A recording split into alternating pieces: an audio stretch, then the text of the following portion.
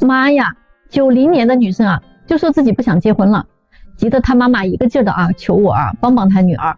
今天一位家长带着女儿来找我，一看这位母亲就很焦虑，她坐下来就一直在跟我说她女儿的情况。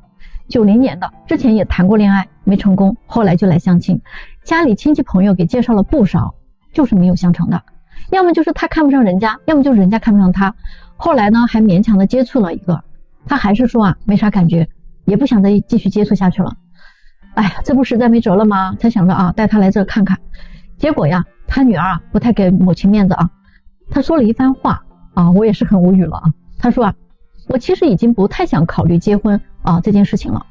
过完生日我都34岁了，老家说的话虚岁都35了，目前工作还辞了，我还要重新找工作，我没有那个精力和时间去找对象谈恋爱。再说了，我这把年龄了我也知道自己找不到什么特别好的，目前最有可能的顶多是自己要个孩子。可是就我现在也算高龄产妇了吧。之前我也想过要嫁人，我做到了会持家，会照顾人，会包容理解和同理心，我也不物质，对他也很好，但是我还是被分手了。我一直在努力的工作就想证明给那个人看看我不比别人差，但是呢觉得没有什么意义了。那段时间里我想了很多很多，因为我会自我怀疑，我甚至疯狂的打压过我自己，我会觉得自己为什么这么差劲，为什么就是不能变得很好。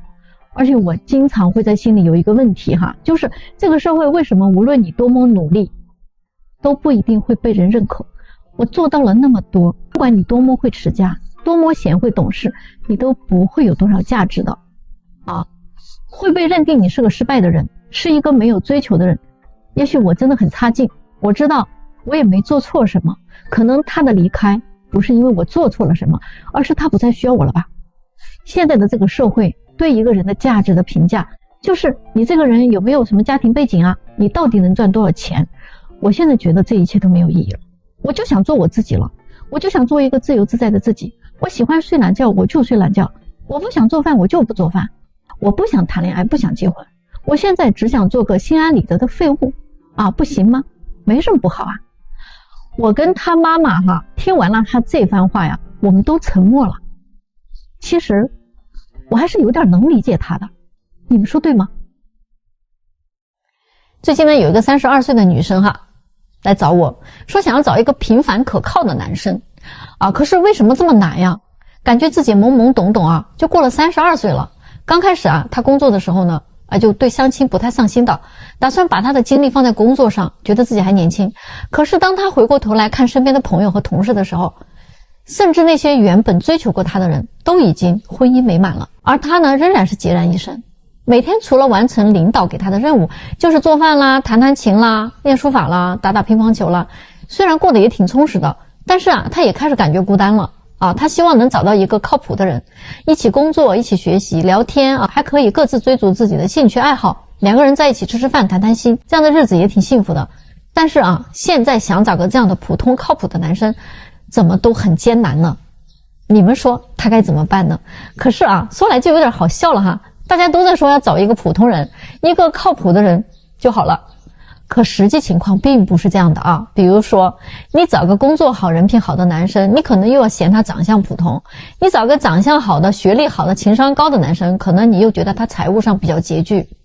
或者呢你找个年龄小一点的身材高一点的人品好一点的男生呢，他可能又不够稳重成熟。真心话在这个世界上全能的平凡人是真没有的。所谓的精英，他们也许就嫌你年龄大了，所以你想遇到那个你所谓的平凡的伴侣真的很困难。如果你是个不婚主义那倒无所谓的，自己开心就好了嘛。但是如果你想拥有一个可以共度余生的人呢，那你就不能太完美了，否则你只能碰碰运气了。大家说是不是呢？在北京这么内卷的相亲环境之下还有多少的女生还在做梦呢？前阵子呢我这儿来了个很优秀的33岁的男生找对象嘛。刚开始呢他理想的年龄是小5岁以内的姑娘最合适于是呢就见了一位30岁的女孩。可是呢这个姑娘就特别慢热一直呢对这个男生就有点爱答不理的。这个时候呢就有一个00后嘛，就主动加了这个男生的微信。他们聊得还比较火热但是呢就有个问题嘛，小姑娘说至少也要谈2年以上的恋爱才考虑结婚这个事儿。可是这个男生家里边催得很急啊，他可等不起啊，所以呢，他就主动放弃了这个00后。就在这时候啊，意想不到的事情发生了。他最近呢就参加了我们的一个线下活动嘛，结果呢认识了一个离异的女性，就比他小2岁。这个女士的话呢，可就没有小姑娘那么多顾忌了哈，特别的大方主动，而且是北京本地的，家里条件还很好，什么都不缺，人家长得还漂亮。那些小姑娘不懂的，人家都懂啊；小姑娘不会的呢，人家也都会。上得厅堂，下得厨房，既懂风情又有韵味儿，识大体，懂进退，收放自如，完美妻子的一番表现，哪个男生不上头啊？这个男生就一下子沦陷了。后来我就问那个30岁的姑娘，到底你咋想的？结果她的回答是，那相亲认识的不得让他追一追才行吗？我真的是服了啊！你既没有00后的青春洋溢无所顾忌，你也没有年轻少妇的温言软语啊，征服男人的本领，你又高冷又慢热，还想等着北京的优质男生来追你呢？你觉得可能吗？你拿什么跟这些女人去卷呢？最近有个33岁的姑娘哈，她来找我找对象嘛，那气场真是太强了。说自己的基本情况的时候，简直就是滔滔不绝哈。说自己是博士学历，在金融行业干了几年哈，已经挣到了好几百万。那后来呢，他又开始直播带货哈，又财源滚滚。他这个人吧，财运确实挺旺的。总之呢，30多分钟的时间一直在强调自己如何挣的钱哈，有多能干，有多有本事。那我呢，确实也附和了他几句哈，给人家点了好几个赞嘛。但是开始说到他的择偶要求的时候呀，我一听啊，又是来许愿的了。我真的都想哈，以后在我这儿设个神龛啊，等他们要许愿的时候呢，先拜一拜。这姑娘说哈，她的要求不算高啊，就希望对方呢别挣的没她多。她现在1年200来万，这是她的底线了。男士在其他的方面都还好说，他顶多再看一看眼缘，也不用多帅哈，看着顺眼的就好。其次呢，情商高一点，婚后呢能把财务交给他管理。男人管理财务他觉得不放心嘛，而且自己现在年龄有点大了，生孩子呢可能也比较困难，就希望对方能够接受代孕，年龄相差大概5岁上下就行。那我听完之后，我就想让他赶紧走哈，可是没有忍住哈，我又劝他了，我说那你觉得自己的颜值咋样啊？他说我的颜值吧一般吧。我说哈，就冲这一项啊，可能那些年入200万的男人就不会考虑你了，更何况你的年龄都30多岁了，他就比你大几岁啊，他完全可以找个25、26岁的小姑娘好不好？他找你的话，那图你啥呢？他挣的也不比你少啊。再说了，你的钱会拿给他用吗？你的房子会拿给他住吗？不会吧？你还是希望能用他的钱，对吧？能住他的房子，你的就还是你的，他的呢也是你的。所以人家图不到你的钱，那他还图你年纪大吗？还图你的颜值差吗？这个不现实啊。所以他听完了以后啊，非常不高兴啊，说你是不是没有这种资源啊？他非要看看资料哈。那人家还真的是眼光特别的好啊，就挑了10几个颜值能力都很好的男士。这个时候我真的是哈，我就让他仔细看一看人家的择偶要求。这一回他真的傻眼了啊！这些30多岁的男士啊，年薪100万啊，要求都是找27岁以下的，甚至呢是00后啊。我还给他看了一些我们97后的一些姑娘的资料，00后的占了一半。这些优质的男生在相亲市场，人家都是在被抢的，不是在等你来挑他们的。醒醒吧，行吗？什么是优质的姑娘啊？现在不管是在北上广哈，还是在重庆、成都、杭州这些新一线城市里，满大街都充斥着大量的单身姑娘，3000万光棍哈，几乎都在农村。姑娘们啊，在大城市里单身哈，导致这个大城市的男女比例真的是已经严重失衡了。他们是真的不想谈恋爱、不想结婚吗？不是的，他们都是在等一个方方面面呀都能够符合自己理想类型的男人出现而已。比如多金啦、帅气啦、身高1.8米啦、懂浪漫、能够提供情绪价值了，把他宠成公主的男人。就说如果你是一个真正的美女，你全方位真的无死角，挑不出毛病，那你想找一个6边形战士呢，真的无可厚非。但是为什么有那么多的特别自信的姑娘，觉得自己可优秀了，上了北大清华，有个高收入的工作，业余有点爱好，穿衣打扮有点品味，就觉得自己是优质女性了。可是作为一个女人，你在婚姻里提供的价值是这些吗？你在工作上的优秀能替代你在婚姻里的优秀吗？恐怕不能吧。现在多少姑娘20好几了，还是父母在给他们收拾屋子、做饭、洗衣服、照顾她。这么大成年人了，还把自己当个公主，要宠爱，要任性，要无理取闹，要态度，要无限的包容和理解，只懂索取不懂回报，只懂享受不懂付出。跟男人谈个恋爱都是以自我为中心，谁敢娶你啊？你不单着谁单着？所以一个优秀的妻子和一个优秀的员工，那能是一回事儿吗？你就想一想别人娶媳妇找对象能照着差的去找吗？那怎么能就把差的都找完了，剩下的就是最优秀的呢？你们觉得这个理论合理吗？一个女孩子千万别把自己的人生顺序给搞颠倒了。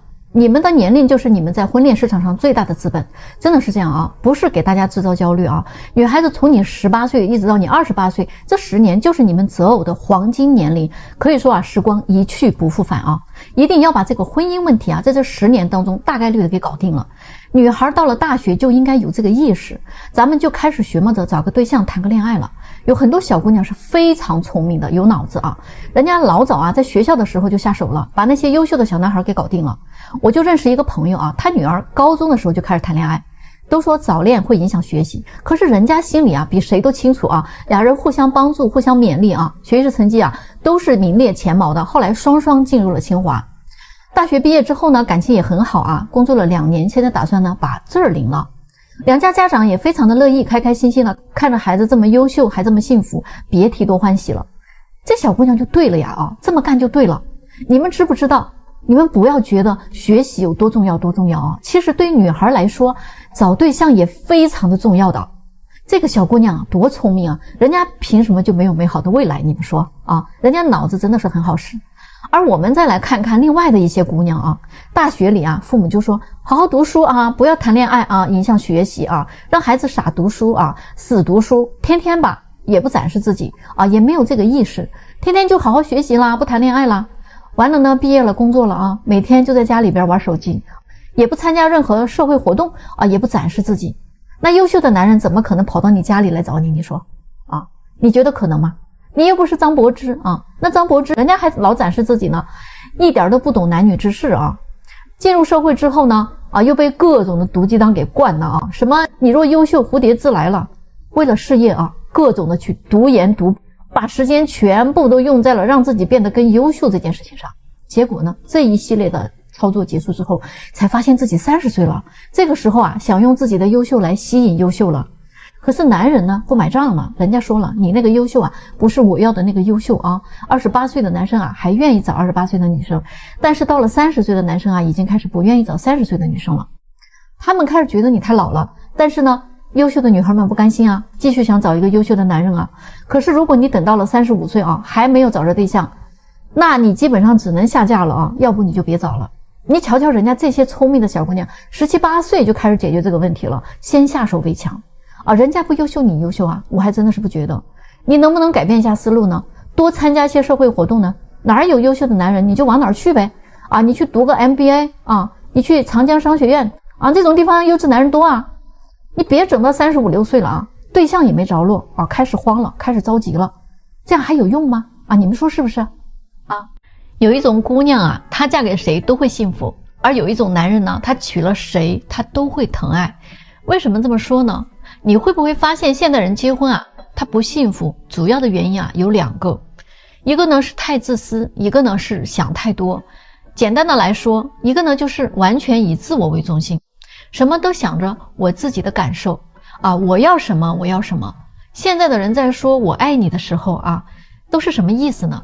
当一个男孩子说我爱你我想要跟你结婚的时候，他想的就是我娶回家了一个漂亮的姑娘，然后呢给我生个漂亮的娃，然后照顾我的生活，然后呢还能帮我照顾父母对不对？我心情不好的时候呢，我还可以找个人倾诉，天天这个日子呢还有人陪伴着。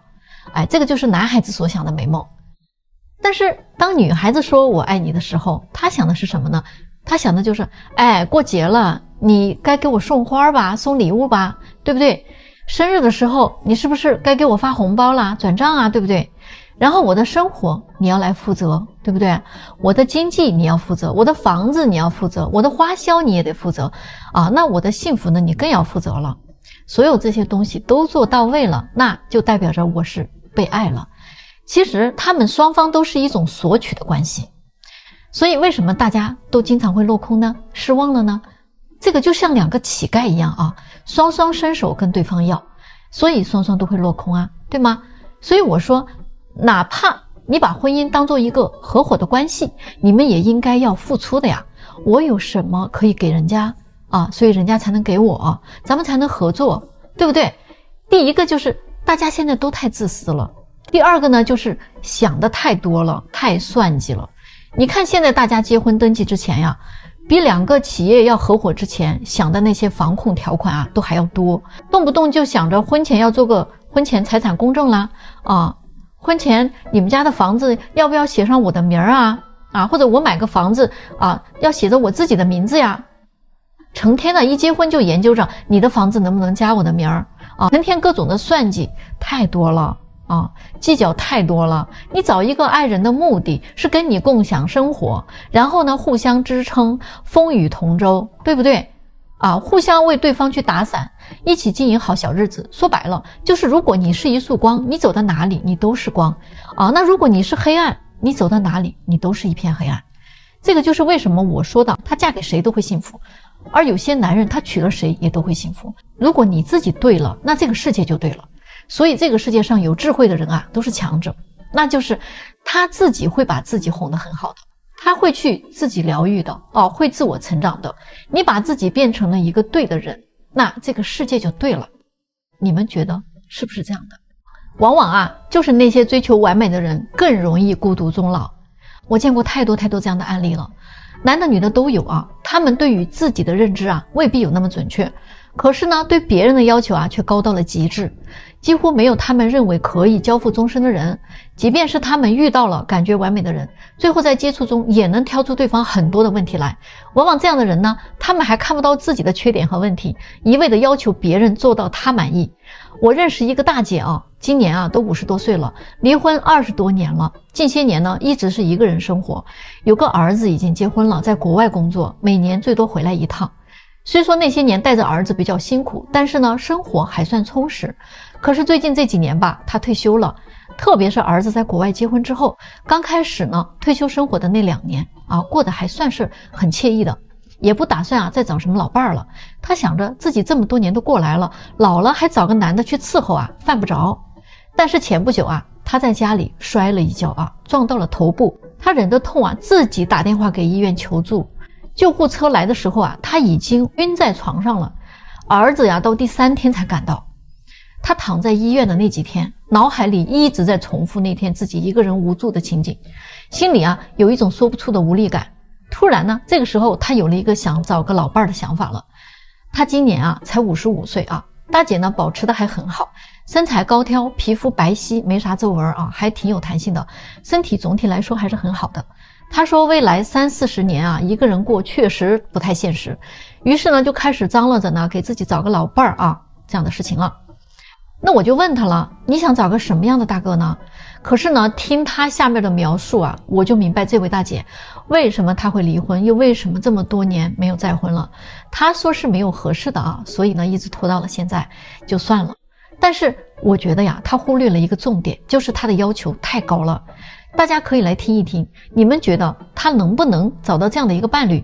她要求男的在58岁以内，48岁以上，她呢是1.66米，要求男的呢是1.78米或者到1.80米，矮一点都绝对不可以，太高了也不好。而且呢要求男的不能有啤酒肚身材要修长，不能掉牙，不能秃顶，也不能有白头发，没有体臭，最好呢是单身。如果是离婚的有孩子的话，必须是判给女方的，最好男方呢是一个人过，而且呢是现在已经没有父母的那种。